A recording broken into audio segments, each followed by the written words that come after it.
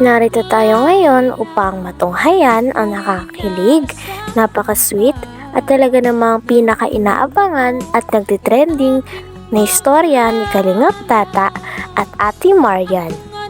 Sa pagpapatuloy nga ng ating istorya ay naganap na nga ang pinaka-inaabangan at nagtitrending na istorya dahil pupunta na nga muli si Kalingap Tata sa bahay nila Ate Marian. Medyo matagal-tagal nga din na hindi siya nakapunta doon. Kaya naman habang naglalakad si Kalingap Tata papunta sa bahay nila Ate Marian, ay kitang-kita nga na kinakabahan siya at hindi siya mapakali. Sapagkat excited din siya na makita ang kagandahan ni Ate Marian, ngunit kinakabahan ito sapagkat parang gusto niya na atang manligaw sa napakagandang dalaga na si Ate Marian. Sana dito siya ngayon, mga kalingap. At lagi kong naalala yung mukha niya eh. Ganda talaga ni Marian. Sana nandito siya. Oh, dito po siya. Hello, Marian. Buti nandito ka. Kumusta?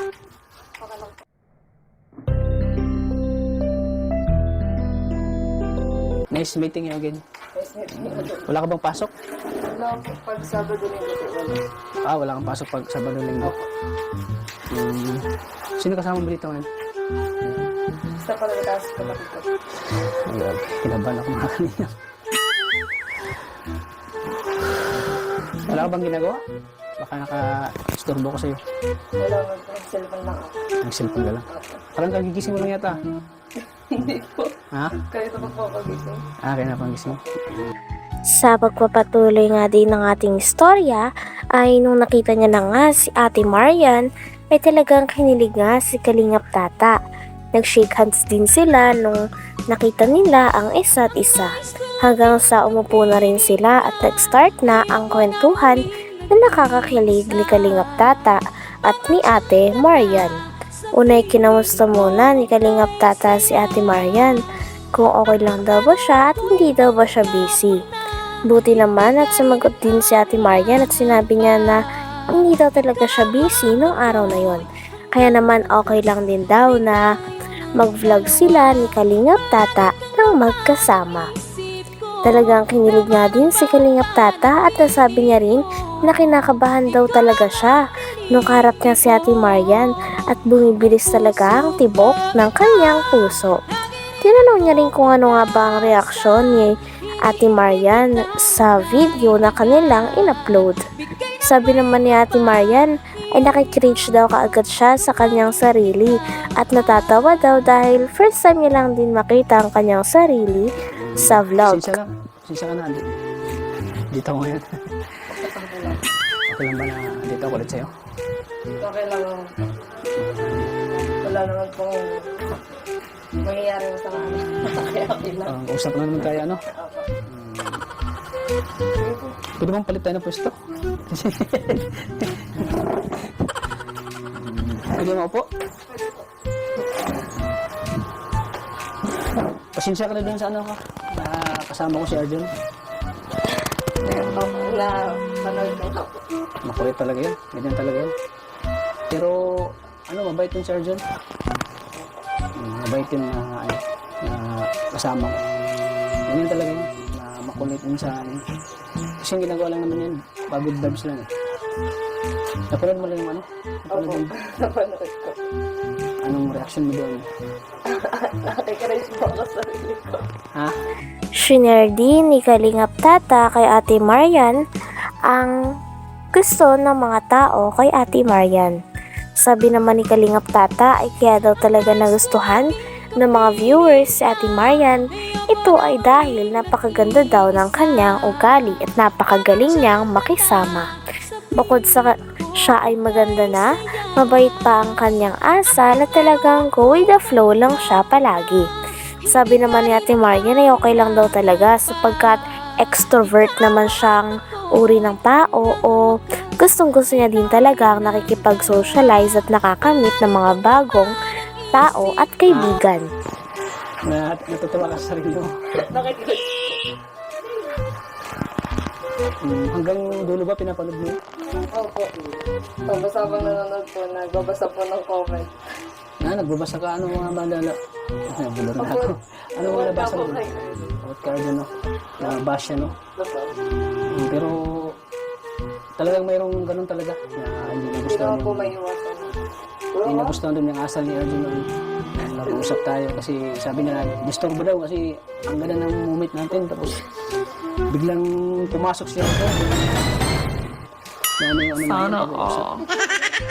Pero ano naman, explain ko naman sa kanila na ano lang yun, yung kumbaga Good vibes lang. good vibes lang. Pero may mga ano naman, mga viewers na naiintindihan naman nila yung ano, kalagayan niya Arjun. Kaya Grabe at una pa lang talaga ay pinapakilig na nga ni Kalingap Tata at ni Ate Marian ang mga manonood. Talagang sabi nga ni Kalingap Tata na mas masaya daw siya na nakilala niya si Ate Marian. Kaya naman sabi din ni Ate Marian ay siya din daw. Sabi naman ni Kalingap Tata ay kitang-kita niya naman daw yun sa mga mata ni Ate Marian na masaya din daw si Ate Marian na nakilala siya. Pagtapos nun ay tinatanong lang din ni Kalingap Tata si Ate Marian kung busy daw ba siya, may ginagawa siya. Sabi naman ni Ate Marian ay wala. yung pasensya dun sa mga viewers na talagang nagagalit talaga kay Arjun. Sa akin, di ka ba nagalit? Sa akin yung nandito ako. Hindi naman po. Hindi naman. Hindi naman. Okay lang siya nandito ako. Okay lang po. Masaya ako na nakilala kita. Ikaw, masaya ba na nakilala mo ako? Sana all. Nakita ko naman sa mga mata mo eh. Na ano. Kapag yung ganitong oras, anong ginagawa mo? Butit wala kang ginagawa ngayon. Wala naman po. Wala ka namang ginagawa. Wala po. Baka may gagawin ka, pwede kita matulungan. Okay lang po. Kaya ka naman sa sarili ko. Kaya naman, you can handle yourself. Opo. Grabe nung ano, lagi kitang ano, sana sabi ko, Isang beses naman ay si Ate Maria naman ang nagtanong kay Kalingap Tata. Tinanong niya si Kalingap Tata kung sino ba ang nakapag-inspire sa kanya para maging charity vlogger o ano ba ang dahilan kung bakit siya naging charity vlogger.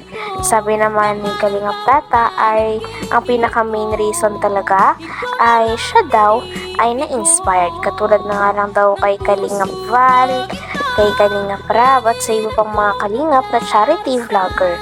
Gustong-gusto niya din daw kasi tumulong sa mga mahihirap dahil alam niya rin kung ano ang pakiramdam na maging mahirap. Kaya nais niyang tumulong at makapagpagaan ng ibang buhay. Talagang dahil naman dito ay mas humanga pa nga si Ate Marian kay Kalingap Tata dahil sa vision niya at pangarap niya para sa ibang tao. sabi ko, sana makapunta ako ulit sa'yo dito. Kaya ngayon ay gumawa talaga ng parang para bumabalikan kita dito. Okay naman kay ano, kay papa mo, sa stepfather mo, nandito ako, baka magalit sa'yo. Baka magalit sa akin. Okay lang ba? Okay lang po. As long as nandito naman po. As long as wala naman akong ginawa masama na. Nandito naman ako para bisitahin ka ulit. So, ano, hindi naman ano sa'yo ngayon. Ikaw po, Kalingap Tata, paano mo po napasukan ng gantong trabaho? Ano po ang nabigay sa'yo ng motibo para pasukan ng gantong trabaho? At syempre, ako kasi na-inspire ako doon sa mga charity vlogger katulad nila Kuya Bal. Na-inspire ako sa ginagawa nilang pagtulong kay Kuya Rab. Kilala mo si Kuya Rab? Opo. Sila yung inspirasyon ko. Na-inspire ako sa kanila. Bakit ako nag-charity kasi sila ay mga hinangaan ko mga charity kaya ginagawa ko din yung ginagawa nila kasi gusto kong makatulong din sa mga mahihirap. Hanggang dito na lamang muna ang ating nakakakilig, napaka-sweet at talaga namang sobrang trending na istorya ni Kalingap Tata at Ate Marian. Maraming salamat sa inyong panonood. Hanggang sa muli. Bye!